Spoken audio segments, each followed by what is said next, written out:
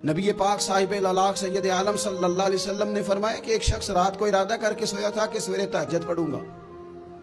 ایک تو وہ ہے جس کا ارادہ ہی کوئی نہیں، فجر پڑھنے کا بھی ارادہ ہی نہیں، سرے سے پروگرام ہی نہیں۔ اس کو پتہ چل گیا کہ ڈاکٹر نے کہا تھا 7-8 گھنٹے سونا ہے، تو اب وہ ٹائم دیکھ رہا ہے 2 بجے سو رہا ہوں، 10 بجے اٹھ جاؤں گا۔ اس کی بیچ میں نیند ہے، صحت ہے، ڈاکٹر کی تنبیہ ہے، پر فجر تو شامل ہی نہیں۔ حالانکہ اس بات کو اچھی طرح سمجھ لیں، اگر آپ کا فجر پڑھنے کا ارادہ ہے اور 4 بجے کا 3:45 بجے کا آپ نے الارم لگا لیا ہے، تو 2 دن آپ کو الارم جگائے گا، تیسرے دن آنکھ خود بخود کھل جائے گی۔ انسان کی نفسیات ہوتی ہے کہ 2 دن وہ کسی چیز بھی اپنی عادت کو سونے جاگنے میں پکا لے تو تیسرے دن وہی اس کا وہ مزاج بن جاتا ہے۔ تو اگر نیت ہی نہیں، ارادہ ہی نہیں، پروگرام ہی نہیں، تو کیسے آنکھ کھلے گی؟ بلکہ پھر تو یہ ہوتا ہے کئی دفعہ آنکھ کھل بھی جاتی ہے، بندے اٹھ بھی جاتے ہیں پر اٹھتے ہی نہیں، نماز کا وضو ہی نہیں کرتے، آگے بڑھتے نہیں، ہمت ہی نہیں کرتے۔ لیکن حضور کیا فرما رہے ہیں؟ کریم محبوب علیہ السلام فرمانے لگے جس کا تہجد پڑھنے کا ارادہ تھا لیکن نیند غالب آ گئی، اٹھ نہیں سکا۔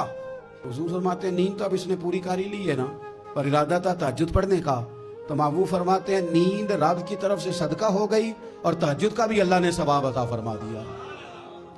ارادے صاف کرے، پکے کرے، نیتیں کھری رکھے، نیت صاف رکھے، اخلاص پیدا کرے، تو پھر تو گھر میں بیٹھے بیٹھے بڑی نیکیوں کا ثواب ملتا ہے۔ پھر تو اپنے گھر کے اندر موجود رہنے پر بھی اسے بڑے بڑے لمبے سفروں کا ثواب ملتا ہے۔ حضرت انس بن مالک رضی اللہ تعالیٰ عنہ فرماتے ہیں ہم تبوک سے واپس آ رہے تھے تو نبی پاک علیہ السلام نے فرمایا ہمارے کچھ بھائی ہیں بھائی جو بیٹھے مدینے میں ہیں، پر ہم نے جو گھاٹی بھی طے کی، جو سفر بھی طے کیا، وہ ہمارے ساتھ ہی تھے۔ بیٹھے کہاں ہیں؟ مدینے میں، پر ہم نے جتنا سفر طے کیا وہ ساتھ ہی تھے۔ حضرت انس بن مالک کہتے ہیں ہمارے تو کان کھڑے ہو گئے کہ بیٹھے بھی گھر ہیں اور ہمارے ساتھ ہیں۔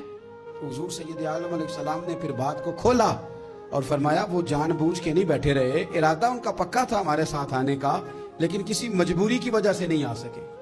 کوئی بیماری نے آ لیا تو نہیں آ سکے، چونکہ وہ مجبوری کی وجہ سے نہیں آ سکے، آ نہیں سکے، لیکن رب کریم نے ہم جس سفر سے گزرے ہیں اس کا اجر انہیں عطا فرمایا ہے۔ ثواب میں، اجر میں وہ برابر کے شریک ہیں، چونکہ ان کا ارادہ پورا تھا، پروگرام پکا تھا، وہ آنا چاہ رہے۔